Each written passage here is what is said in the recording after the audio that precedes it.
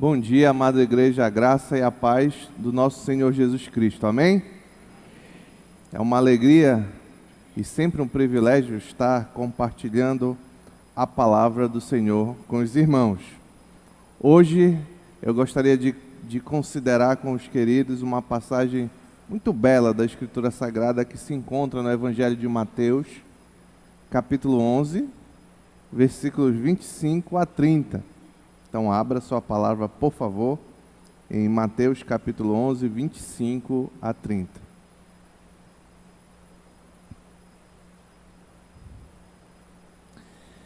Ser pai ou mãe de um bebê, por si só já é uma experiência única. E eu creio que na maioria dos casos, esta experiência é muito rica e gratificante. Pelo menos eu tenho experimentado isso. Eu tenho uma bebezinha de 11 meses em casa.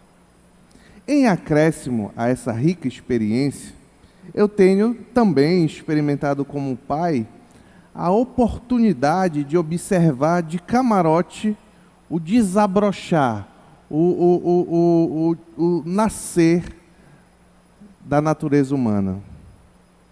Como leitor das Escrituras Sagradas e estudante de teologia, eu compreendo que a humanidade naturalmente é caída em pecado, como o próprio salmista afirmou. Davi, no Salmo 51, verso 5, disse: sei que sou pecador desde que nasci, sim, desde que me concebeu minha mãe. Porém, com a Paola, para quem não sabe, a minha filha é a Paola. Porém, com a Paola, eu tenho visto e vivido o teórico de forma prática. Nós conseguimos ver, observar, eu e minha esposa, desde a maternidade, o pecado natural do ser humano. Ira, qualquer coisa que você faz que saiu ali da direção do bebezinho, ele se ira, ele tem ciúmes da mãe, ele é egoísta, ele quer as coisas para ele, e etc. Ultimamente, agora já que nos últimos meses, se aproximando do tempo em que estamos, tenho observado outros comportamentos pecaminosos, como aborrecimento. A Paola, ela se aborrece. Se você não faz a vontade dela, ela se aborrece. Ela faz assim. É agressiva às vezes. Tá com uma mania atualmente. Ainda bem que ela não entende nada, ela não vai se sentir exposta. Ela está com uma mania às vezes de bater no nosso rosto. Por último, meus irmãos, o último pecado que tem se manifestado é o da mentira. Pasmem. Não ria porque é verdade. Ela não fala, mas ela mente. Quando ela bate na gente, a gente chama a atenção dela, ela imediatamente finge um choro, que não dura um minuto. Passou. Aí ela bate de novo, a gente briga de novo, ela, passou. Isso é verdade. Quem já tem bebê sabe disso. Já experimentou todas essas coisas. Porém, a despeito de todas essas provas irrefutáveis da natureza pecaminosa do homem, um parênteses, eu olho e eu não consigo entender gente que não acredita que o homem é naturalmente pecaminoso, que o homem nasce bonzinho ou sei lá, é puro de alguma forma, e depois é a sociedade que transforma ele. Não, ele que criou a sociedade ruim, porque ele é pecaminoso, tá bom? Mas voltando aqui ao nosso ponto, fechando parênteses. A despeito de tudo isso, em muitos aspectos, também tenho visto um caráter na Paola comum às crianças, que refere algo agradável ao nosso Senhor e Criador, ainda que de forma imperfeita. Coitada, a bichinha não tem só defeito, né? Ela é como nós também. Todo ser humano guarda a imagem e semelhança do Senhor em alguma medida. Só que as crianças são melhores do que nós em um aspecto. As crianças são simples e humildes em muitos aspectos. Por exemplo, você pode comprar o brinquedo mais tecnológico, mais caro para o seu bebê, e ainda assim, ele ainda vai se interessar muito mais por um papel ou uma garrafa velha que você jogou no lixo. A Paola larga qualquer brinquedo, se tiver um lixo na direção dela, ela vai lá e mexe no lixo. Não é tanto assim, mas ela vai. Outra coisa, as crianças nunca se ofendem com brincadeiras. E aqui não só bebezinho, é difícil uma criança que se ofenda com brincadeiras. Essas últimas características positivas, que são comuns às crianças, infelizmente, são quase inexistentes entre os adultos. Em suma, então, concluindo tudo o que eu disse, nascemos pecadores e conforme crescemos, parece que pioramos mais e mais. A palavra do Senhor nos mostra que neste aspecto, no aspecto positivo, o caráter infantil é agradável a Deus e desejável para nós. E é isso que nós vamos ver nesta manhã. Vamos, enfim, ler a palavra do Senhor em Mateus capítulo 11, versículo 25 a 30. Naquela ocasião, Jesus disse: Eu te louvo, Pai, Senhor dos céus e da terra, porque escondeste essas coisas dos sábios e cultos e as revelastes aos pequeninos. Sim, Pai, pois assim foi do teu agrado. Todas as coisas me foram entregues por meu Pai. Ninguém conhece o Filho a não ser o Pai, e ninguém conhece o Pai a não ser o Filho, e aqueles a quem o Filho o quiser revelar. Venham a mim todos que estão cansados e sobrecarregados, e eu lhes darei descanso. Tomem sobre vocês o meu jugo e aprendam de mim, pois sou manso e humilde de coração. E vocês encontrarão descanso para suas almas, pois o meu jugo é suave e o meu fardo é leve. Oremos ao Senhor. Pai querido, obrigado, Senhor, pela tua santa palavra, Senhor. Obrigado porque tu nos ensina, Senhor, a direção, o caminho, Pai. Obrigado porque tu revela a verdade do Evangelho para aqueles que tu queres, Senhor, e um dia tu te revelastes a nós. Muito obrigado, Senhor, porque o fardo de Cristo é leve e suave. Nos ajuda a compreender um pouco mais dessa passagem pelo teu Santo Espírito, Senhor. Em nome de Jesus, amém. É interessante para que nós compreendamos melhor esta passagem, entender o contexto que ela está inserida. No início do capítulo 10 do Evangelho de Mateus, você vai ver depois você vai olhar na sua Bíblia, que Cristo escolhe 12 discípulos, lhes orientando a levar a mensagem do Evangelho aos filhos da casa de Israel. Está lá em Mateus capítulo 10, versos 5 a 7. Diz assim: Jesus enviou os 12 com as seguintes instruções: não se dirijam aos gentios, nem entre em cidade alguma dos samaritanos. Antes, dirijam-se às ovelhas perdidas de Israel. Por onde forem, prega esta mensagem: o reino dos céus está próximo. Como consequência deste envio, vamos ver que a partir do capítulo 11, há um aumento da oposição, a oposição contra a mensagem do reino ensinada por Cristo e pelos discípulos enviados. Essa oposição, você vai ver que conforme se espalhava a mensagem do reino, conforme se espalhava a boa notícia do Evangelho de Cristo, a oposição aumentou. E isso fica claro com a prisão de João Batista, que você vai ver na sequência, depois com as cidades impenitentes de Corazim, Betsaida e Cafarnaum, onde Jesus, apesar de ter realizado inúmeros milagres, ainda assim não houve arrependimento de pecado e fé no que ele dizia. Neste contexto de oposição, temos o início, então, aí onde está a nossa passagem, temos o início de uma importante e grande mudança no ministério do nosso Senhor Jesus Cristo. A partir dessa intensa perseguição, oposição, o critério para a ação ministerial de Jesus começa a deixar de ser restrita aos filhos da casa de Israel. E é isso que nós vamos ver aqui no nosso texto. O primeiro ponto que eu queria destacar nesta manhã é: para quem o Evangelho é revelado? Está lá em Mateus capítulo 11, versículo 25 e 26, que eu vou ler novamente. Naquela ocasião, Jesus disse: Eu te louvo, Pai, Senhor dos céus e da terra, porque escondestes estas coisas dos sábios e cultos e as revelastes aos pequeninos. Sim, Pai, pois assim foi do teu agrado. Naturalmente, com o envio dos discípulos, houve uma expansão do anúncio das boas novas, como eu já disse. Pois Jesus enviou não apenas os seus 12 discípulos, mas enviou um total de 72 discípulos, quando nós vamos ver lá no Evangelho de Lucas. E após o envio desses discípulos, e apesar da oposição grande contra eles, notem que o Evangelho de Lucas vai nos mostrar que eles obtiveram muito êxito. Está lá em Lucas, capítulo 10, versículo 17. É o mesmo contexto em Lucas que eu acabei de falar. Os 72 voltaram alegres e disseram: Senhor, até os demônios se submetem a nós em teu nome. Então parece que a empreitada do nosso Senhor Jesus Cristo com seus discípulos espalhando por toda a região o Evangelho surtiu muito efeito. E naturalmente, conforme crescia os seguidores de Cristo, crescia a oposição. Agora, diante de toda essa contextualização, nós podemos entender melhor o pano de fundo. E a oração que Jesus faz, esses dois versos que nós lemos, ela é uma oração.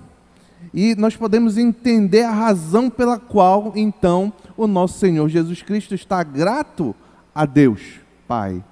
Por que Jesus está grato? Por duas razões que nós lemos aí nesses versos.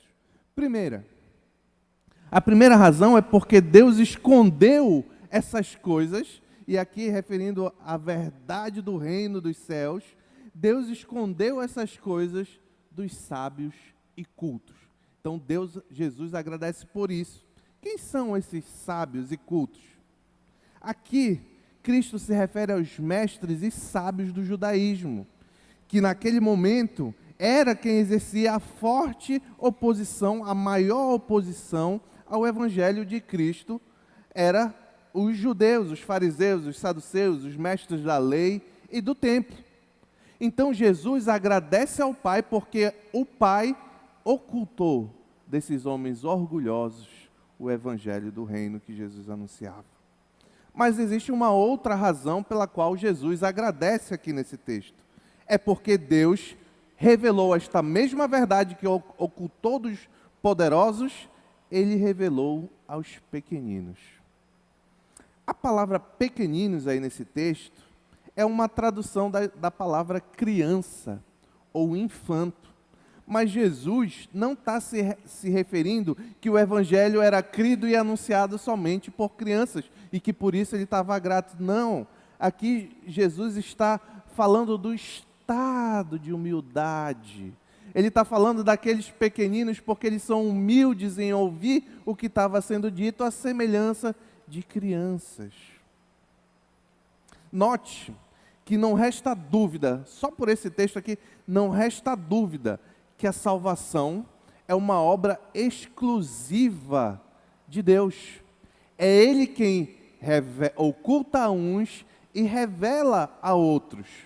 A nós não compete compreender porque alguns são transformados pelo Evangelho, enquanto outros não. Mas as Escrituras revelam um padrão, mais ou menos, que Deus usa. Os sábios, em seu próprio entendimento, os orgulhosos, geralmente são cegos para a verdade do Evangelho. E a razão última deste modo de agir divino está aí no texto que nós estamos lendo. Por que, pastor? O Senhor, via de regra, não quer dizer que Ele não pode quebrantar um homem orgulhoso, claro que sim, mas via de regra, Ele busca os humildes. Por quê? Está aí no texto. Sim, Pai. Está no agradecimento do nosso Senhor Jesus, no verso 26. Sim, Pai, pois foi assim do teu agrado. Paulo nos ensina detalhadamente esse proceder comum. Como agradou a Deus a ter um proceder comum a quem Ele decide se revelar. Que são as mesmas características que Jesus está destacando aqui, que Ele chama de pequeninos. Onde é que Paulo ensina isso? Lá em 1 Coríntios, capítulo 1, 26 a 29. Meus queridos irmãos, esse texto de 1 Coríntios 1, 26 a 29, se você não tem marcado na sua Bíblia, você tem o hábito de marcar, você deve marcar esse texto. É muito importante para a compreensão do que nós somos. Escute bem esse texto. 1 Coríntios 1, versículo 26 a 29. É muita sabedoria aqui do apóstolo Paulo. Vamos lá. Irmãos, pensem, vamos seguir o que o apóstolo Paulo está dizendo aqui. Pensem no que vocês eram quando vocês foram chamados. Só refletir por isso, se você parar um minuto e refletir só nessa primeira sentença, eu creio que nós temos muito a amadurecer. Não o que você é ou o que você acha que você é hoje, mas pensem no que vocês foram quando foram chamados. E aí ele continua. Poucos eram sábios segundo os padrões humanos. Poucos eram poderosos. Poucos eram de nobre nascimento. Mas Deus, olha o padrão de Deus. Mas Deus escolheu para o mundo, Deus escolheu o que para o mundo é loucura para envergonhar os sábios. Escolheu o que para o mundo é fraqueza para envergonhar o que é forte. Ele escolheu o que para o mundo é insignificante, desprezando e o que nada desprezado e o que nada é, para reduzir a nada o que é, a fim de que ninguém se vanglorie diante dele. Pois, meu irmão, meu querido, eu e você, se somos cristãos verdadeiros em Cristo Jesus, pois nós não temos nada para nos vangloriar diante do Pai. Paulo vai dizer lá na frente, quem gloriar-se, glorie-se no Senhor. Sabe por quê? Sabe por quê, meu querido? Porque eu e você, se somos crentes, nós éramos o que éramos fracos. Nós éramos o que éramos insignificantes. Nós éramos loucura. Nós éramos os desprezados. Nós éramos o que nada era. É essa realidade que Paulo quer destacar aqui, a quem Jesus chama de pequeninos, os que nada eram. Enquanto os fariseus e os saduceus eram homens cheios de si, a eles a verdade foi oculta pelo Senhor. Aqueles que nada eram, os insignificantes, a esses Deus revelou. E Jesus não está comentando isso. Jesus está agradecendo porque Deus age assim. Algumas lições para mim e para você neste primeiro ponto. Não se enganem. Nós somos os loucos, fracos e insignificantes. Se vivemos o privilégio de sermos crentes no nosso Senhor Jesus Cristo, é porque Deus foi misericordioso conosco, mesmo nós sendo muito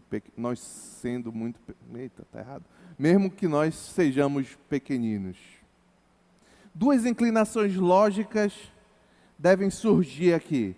Primeiro, é o objetivo do apóstolo Paulo no texto que eu acabei de destacar em 1 Coríntios, e é claro que é também a característica pela qual Jesus está agradecendo. Humildade. O crente deve ser humilde. Quem é jovem, não só quem é jovem, quem participa do culto Atitude aos sábados, que tem jovens e não jovens, tá bom? Sinta-se à vontade para vir aqui, você não vai ficar deslocado, é muito parecido com o nosso culto aqui de domingo. Mas quem tem vindo, tem visto que eu tenho batido frequentemente nisso, que Paulo ensina, a semelhança como Jesus quer exaltar essa característica, a humildade.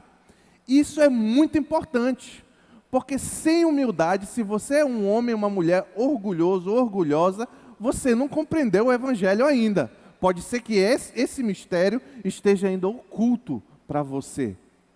Porque, nota, é a partir do momento que eu reconheço a minha miserabilidade que eu sou capaz de correr para a cruz de Cristo e entender o quanto eu preciso do Senhor. A partir do momento que eu reconheço a minha pecaminosidade, é que eu sou capaz de compreender que eu preciso de um Salvador e Senhor, nosso Senhor Jesus Cristo. Então, como consequência, o crente que já entendeu essas coisas, ele não pode ser orgulhoso de maneira alguma. Pelo contrário, ele deve ser humilde e sempre grato. Eu e você, meus queridos, a verdade que Paulo nos ensina nesse texto, é que se não fosse a graça e a misericórdia de Deus, nós seríamos os piores dos pecadores, porque nós não éramos sábios, nós não éramos ricos, nós não éramos nobres, nós éramos insignificantes sem Cristo de Jesus. Então, quando você olha alguém aí mundo afora e você sobe na sua armadura de cristão e aponta o dedo e diz: esse homem não vale nada, essa mulher não vale nada, meu querido, pois saiba que se não fosse graça e misericórdia do Senhor, você era pior. Porque aprove a Deus escolher os que nada eram para humilhar aqueles que são ou se acham ser. Aqui vai uma pergunta para mim e para você. Você tem vigiado o seu coração quanto ao orgulho? O que é o orgulho? É se achar melhor, maior, mais importante. Você tem vigiado o seu coração quanto a isso? Não é uma característica agradável aos cristãos. Pelo contrário, não é uma característica agradável a Cristo. Pelo contrário, Ele exalta aqui os humildes. Ele alegra-se quando Ele vê a obra do Pai. Quem o Pai está revelando, Ele olha, são os humildes. Jesus se alegra, então Jesus não se alegra com orgulho, consequentemente. E orgulho tem várias formas. Tem gente que tem orgulho mental. Não, eu sou muito inteligente, eu aprendo rápido e etc. E qualquer coisa é fácil para mim. Tem gente que tem um orgulho material. A minha conta bancária é assim, eu tenho uma casa não sei aonde, eu recebo tanto, eu tenho uma empresa, tantos funcionários, eu vou para os Estados Unidos todo ano, etc. Tem gente que tem orgulho em face de boas obras. Ah, porque eu sirvo no Projeto Pão da Vida, toda sexta eu estou lá, então eu me encho de orgulho porque eu sou melhor do que aquele meu irmão que não vai para o Projeto Pão da Vida. Ou então, eu posso ter orgulho do meu ministério. Olha, poxa, eu prego na PIB do Pará, sábado e domingo, que eu sou um homem muito importante. O pastor é mais importante do que eu.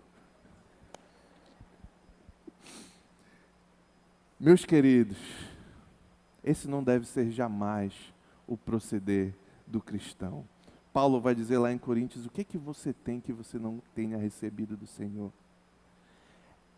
Quando o crente é orgulhoso, das duas uma. Ou ele não é crente, ele pensa que ele é, ou ele está no chão da imaturidade. Não estou dizendo, meu querido, que todo mundo, existe talvez, não sei se é possível, existe uma pessoa que se livrou totalmente. Eu creio que sim, porque a palavra exorta, e se a palavra exorta é possível. Mas eu sei que na maioria dos casos, em uma maior ou menor medida, nós lutamos contra o orgulho. Eu luto. O ponto é quando você não luta, quando você está conformado com isso. Você acha legal você se achar superior por uma habilidade, uma condição financeira e etc. Aí tem alguma coisa errada. O crente deve lutar fortemente contra isso. Quer ver exemplos de consequências de um comportamento orgulhoso numa igreja? É muito comum. Tem muita igreja. Não pensa que só tem fora da igreja, que você está muito enganado.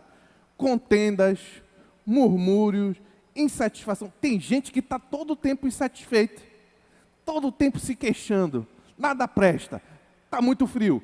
Está muito quente. Esse banco aqui não está bom. Aquele banco ali, sentaram no meu lugar. E tal. Tem gente que está todo o tempo insatisfeito, reclamando. Isso é orgulhoso. Isso é orgulho.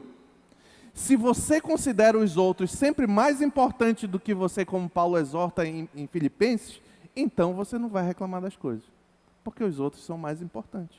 Ele sentou no seu lugar, não tem problema, ele é mais importante. Ele não quer dizer que ele é melhor. Nem que ele é mais inteligente, mais rico, mais nada. Não é isso que Paulo ensina. Mas ele ensina que você deve considerar mais importante. Enquanto imaginamos ser alguma coisa, é que então que não somos nada. Jesus ensina isso. O que se exalta será humilhado, e o que se humilha será exaltado. Isto é o início, o entendimento, essa compreensão é o início do entendimento quanto à salvação. Parte da humilde consciência de que nós somos pecadores, a necessidade de buscarmos um Salvador em Cristo Jesus. Nosso Senhor ilustrou muito bem esse ponto. Em uma das passagens que eu imputo ser as mais belas da Escritura, uma parábola, que está lá em Lucas capítulo 18, versículos 10 a 14, eu vou ler para os irmãos. Lucas capítulo 18, versículo 10 a 14. Olha só. Olha como é precioso o que o Senhor Jesus ensina aqui por meio dessa parábola. Lucas capítulo 18, versículo 10 a 14. Diz assim: 2 homens subiram ao templo para orar. Um era fariseu e o outro publicano. O fariseu em pé orava no íntimo: Deus, eu te agradeço porque eu não sou como os outros homens, ladrões, corruptos, adúlteros, nem mesmo como esse publicano. Eu jejuo 2 vezes por semana e dou o dízimo de tudo quanto eu ganho. Esse homem estava no Senhor, né? Só que não. Continua o texto. Mas o publicano ficou à distância. Ele nem ousava olhar para o céu, mas batendo no peito dizia: Deus, tem misericórdia de mim, que sou pecador. Aí Jesus conclui: eu lhes digo que este homem, o último e não o outro, foi para casa justificado diante de Deus, pois quem se exalta será humilhado, e quem se humilha será exaltado. Amém? O segundo ponto é, o primeiro é a quem o Evangelho é revelado, o segundo é como o Evangelho é revelado. Está lá em Mateus capítulo 11, no verso 27. Voltamos lá para o texto de Mateus. Diz assim o verso 27. Todas as coisas me foram entregues por meu Pai. Ninguém conhece o Filho a não ser o Pai. E ninguém conhece o Pai a não ser o Filho e aqueles a quem o Filho quiser revelar. Esse texto apresenta verdades grandiosas acerca da relação entre o Pai e o Filho no plano de salvação, de redenção de um povo. Note a sequência. Tudo foi entregue pelo Pai.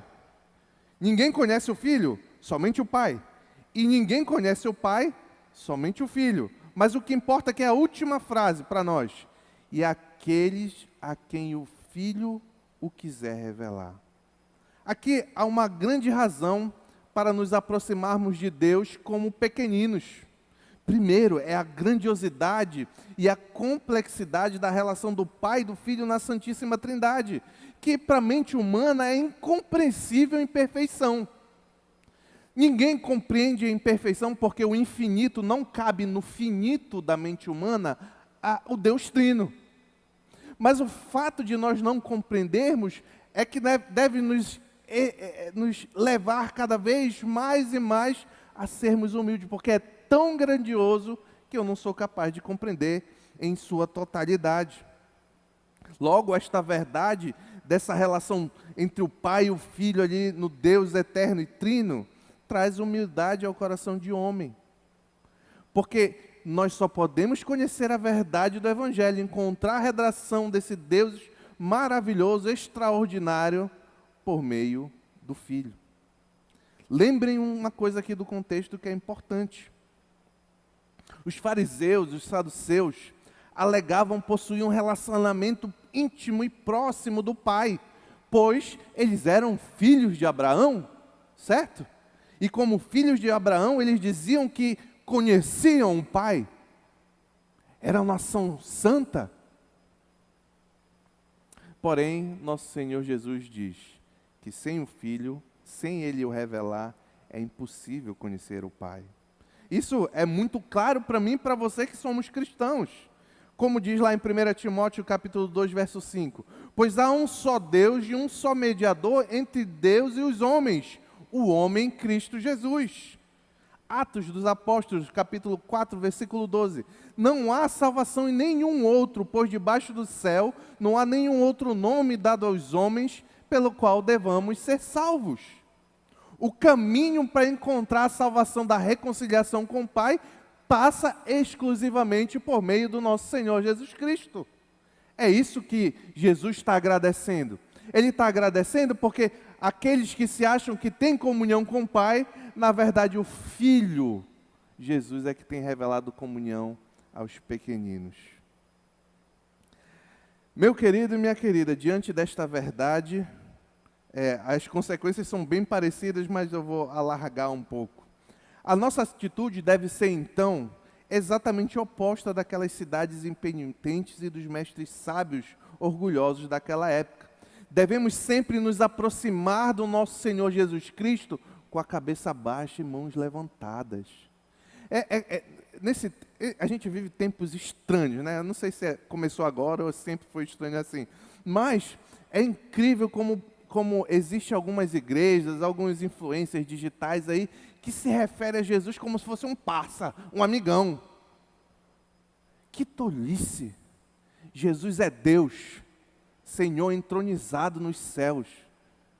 Ele é misericordioso, amoroso, salva um povo, se entrega, mas isso não diminui a grandeza do nosso Senhor. Ele é Kyrios, como diz a palavra, Senhor soberano sobre todas as coisas. É esse Jesus que nos salva. Então, abaixe a cabeça diante do Senhor e levante a mão, clamando por misericórdia. Um dos maiores perigos, outra aplicação aqui, um dos maiores perigos da idolatria, meu irmão, o que é idolatria? É quando você ama algo, busca algo, confia em algo que não é o nosso Senhor Jesus. Existe a grande idolatria do nosso tempo, eu acho que é o que eu chamo de... Não, eu não inventei esse termo, tá? É a egolatria. É aquele que se ama acima de todas as coisas. A Bíblia diz, ama o Senhor teu Deus acima de todas as coisas e ama o próximo como a ti mesmo, mas o camarada ama ele mesmo acima de todas as coisas. Essa é a pior idolatria do nosso tempo, imagino eu. Porém, qual é o problema da idolatria? É porque Deus tem ciúme, Ele quer ser amado por todo mundo, Ele não quer que você se ame. Não, esse não é o maior problema. O maior problema da idolatria ou da egolatria, por exemplo, é que é inútil. É impossível você adorando, amando, buscando qualquer outra coisa encontrar redenção se não for por meio de Cristo Jesus. Você pode caminhar uma vida inteira aí tentando todos os caminhos. Como o mundo muitas vezes mente para nós, o que importa é você ter uma energia positiva. O que importa é que você é uma pessoa espiritualizada. Não é isso que diz? Você liga a televisão, vai ter alguém dizendo uma tolice dessa. O que importa é que você faz boas obras. Você ajuda o pobre. Ou já sei, o que importa é ser membro da PIB do Pará. Se você for, está garantida a vaga no céu. Não está garantida se for membro da PIB. Mas se for dizimista, está. Não, meus irmãos. Aqui é uma frase muito batida que às vezes a gente ignora de tanto ouvir, mas é verdadeira. De tanta tolice aí que essas frases batidas dizem, essa é verdadeira. Só Jesus salva. Terceiro ponto. O descanso para os pequeninos. Versículo 28 a 30 do nosso texto. Diz assim, venham a mim todos que estão cansados e sobrecarregados, e eu lhes darei descanso. Tomem sobre vocês o meu jugo e aprendam de mim, pois sou manso e humilde de coração.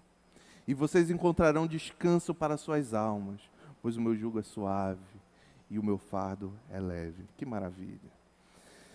Primeiro, nós devemos ficar muito... Esse texto aqui é um texto muito importante para mim e para você. Você sabia disso? Por quê?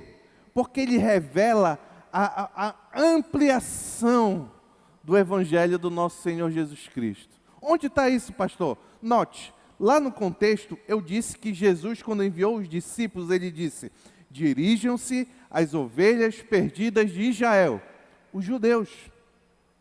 Agora, o convite havia o Senhor Jesus Cristo é maior e mais abrangente, alcança os gentios.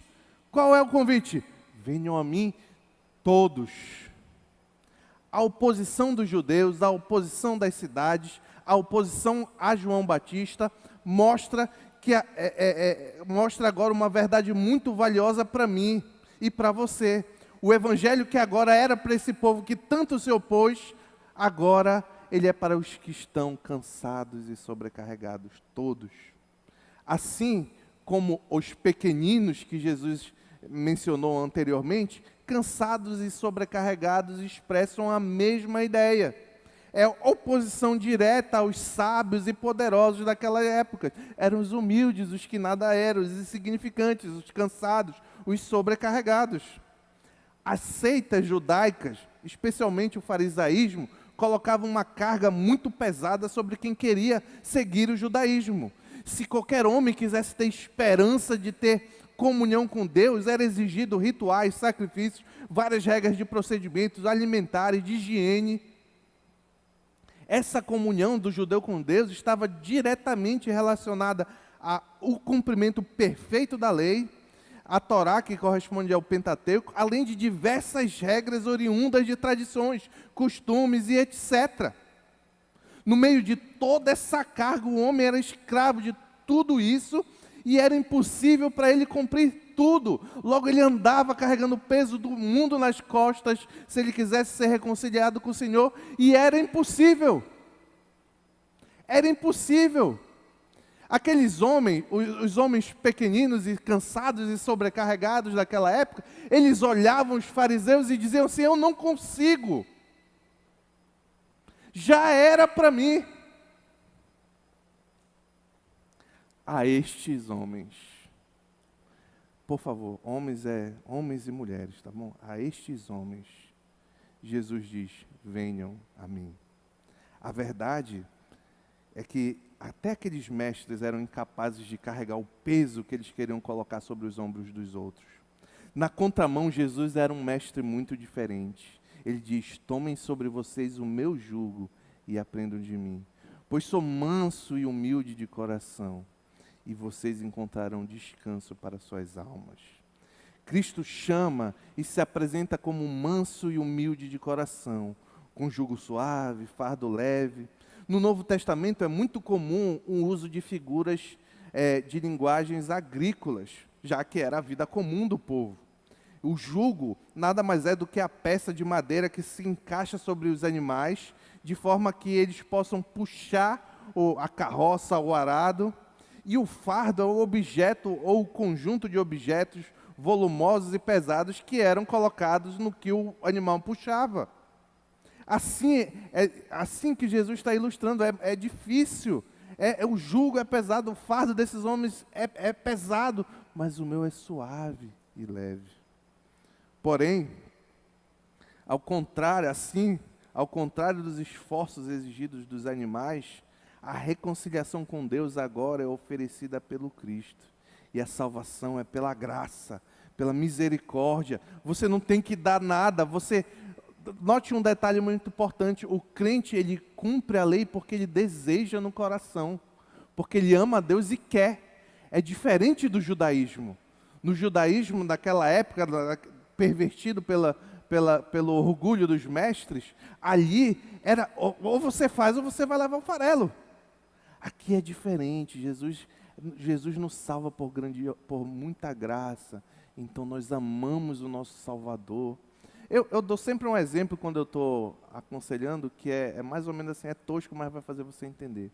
Imagina que você está muito doente, você está ali em estado terminal, você precisa de um rim. Você precisa de um rim. Para você viver, se você não receber um rim, você não vai viver. Aí eu vou lá com você. Eu sou seu pastor, nem tenho intimidade. Aí eu vou lá com você: olha, eu vou doar meu rim para você. Você é minha ovelha, eu vou doar meu rim para você. Aí eu dou o rim para aquela pessoa, aí aquela pessoa vive de novo. Imagine se haveria alguma coisa que eu pediria na vida para essa pessoa que ela não faria.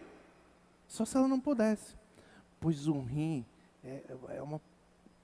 isso, é pequena, é nada diante do que Cristo deu para salvar o seu povo. Diante do que Cristo deu para salvar cada um daquele que verdadeiramente nele crê. Então, quanto mais deve ser o coração do crente grato em querer agradar, fazer a vontade dele, revelar que de fato o conheceu um dia por meio do seu comportamento. Mas como é desejável ao crente fazer essas coisas, o fardo é suave, o fardo é leve. Você não está pagando um preço, você está se dando por gratidão. É sobre a riqueza desta graça que Paulo nos ensina em Efésios 2, versículos 6 a 9. Diz assim: Deus nos ressuscitou com Cristo e com Ele, e nos fez assentar nos lugares celestiais em Cristo Jesus, para mostrar nas eras que hão de vir a incomparável riqueza de sua graça, demonstrada por sua bondade para conosco em Cristo Jesus. Pois vocês são salvos pela graça, por meio da fé. A fé, eu vou ajustar aqui, a fé não vem de vocês, é dom de Deus. Ajustar não, só esclarecer. Não por obras, para que ninguém se glorie. Aqui, caminhando por final, tem algumas lições para mim e para você. Primeiro, meu querido, minha querida, devemos ter todo cuidado com ensinamentos de falsos mestres legalistas, bem como os ensinamentos camuflados, que diz assim, crê em Jesus, mas não basta. Você tem que crer em Jesus e tem que fazer isso. Você tem que crer em Jesus e tem que ser membro de uma igreja. Você tem que crer em Jesus e tem que entregar seu dízimo. Você tem que crer em Jesus e vender os seus bens e entregar tudo para a igreja, porque você vai encontrar prosperidade na terra e no céu. Existe isso? Tem gente que fala isso? Claro que tem. E é mentira. O Senhor é o único caminho que leva à redenção, o nosso Senhor Jesus Cristo. Parte do que eu disse não é ruim você ser membro de uma igreja, você deve ser membro de uma igreja, você deve ser dizimista se puder. Isso aí eu não estou falando que é errado. É claro que atrelar isso, a salvação, ao cumprimento dessas regras, isso é errado. Uma bandeira da reforma protestante, talvez a bandeira central da reforma protestante, foi a justificação pela fé. O crente é justificado, reconciliado com Deus e, consequentemente, salvo, mediante a fé em Cristo Jesus. É isso que você acredita se você é um crente verdadeiro e busca segundo a palavra de Deus. Eu sou justo não pelo que eu faço ou pelo que eu sou. Eu sou justo porque Jesus morreu para me salvar. E eu creio nisso e eu confio nisso. É diferente do catolicismo romano, por exemplo. Para o catolicismo romano, existe uma regra que eu vou citar de cabeça, então posso não citar perfeitamente aqui. Mas você sabia que existe uma regra de maldição em vigor do catolicismo romano que diz o seguinte: todo aquele que confiar que é justificado apenas pela fé em Jesus Cristo, esse seja anátema, ou esse seja maldito. Vou repetir, porque tem gente que às vezes, esse padre é legal, olha, eu fui numa missa, eu não achei tão ruim. Pois então, tudo bem, você quer fazer essas coisas, vá lá, mas deixa eu lhe dizer o que a Igreja Católica defende.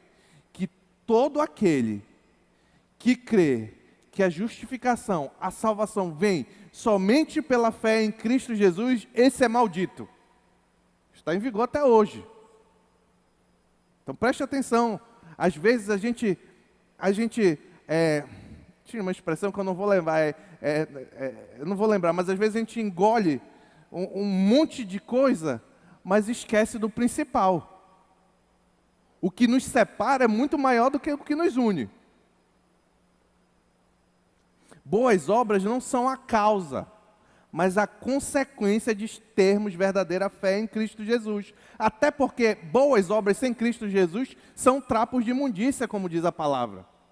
Boa obra só tem valor quando o sentido é buscar a glória de Deus, porque somos criação de Deus realizadas em Cristo Jesus para fazermos boas obras, a quais Deus preparou antes para nós a praticarmos. Por fim, meu querido e minha querida, eu já estou uns 3 por fim, né? Mas vamos lá. Por fim, qual é o fardo que você carrega, meu irmão, minha irmã, meu querido que está aqui nessa manhã? Você pode estar carregando um fardo de um problema familiar grave, um problema de saúde na família, problema de depressão, ansiedade que não tem mais fim, solidão, desemprego, você sente um vazio no peito, você sente vontade de morrer, você está afundado em pecado, não consegue se livrar, tenta, mas não consegue. Se você está tentando sozinho, escute o chamado do nosso Senhor Jesus Cristo. Venham a mim todos que estão cansados e sobrecarregados, e eu vos aliviarei. Não lute sozinho, eu tenho fardos que eu luto, mas são muito mais leves e suaves, porque eu estou com Jesus Cristo. Você pode também. Você não precisa passar uma vida lutando sozinho, porque o chamado agora é a todos. Todos que quiserem, venham a mim, diz o Senhor Jesus. Que nós sejamos como crianças, de corações humildes, caminhando sempre em direção a Jesus Cristo. Pois qualquer outra direção é uma longa caminhada rumo ao inferno, e ali haverá choro e ranger de dentes. Mas se respondermos verdadeiramente o convite, venham a mim, então o Filho, por meio do Espírito Santo, já nos revelou o Pai. Glória a Deus por isso. A esses que vão a Cristo, Jesus mesmo faz uma promessa: todo aquele que o Pai me der virá a mim, e quem vier a mim, eu jamais rejeitarei. Em nome de Jesus, amém.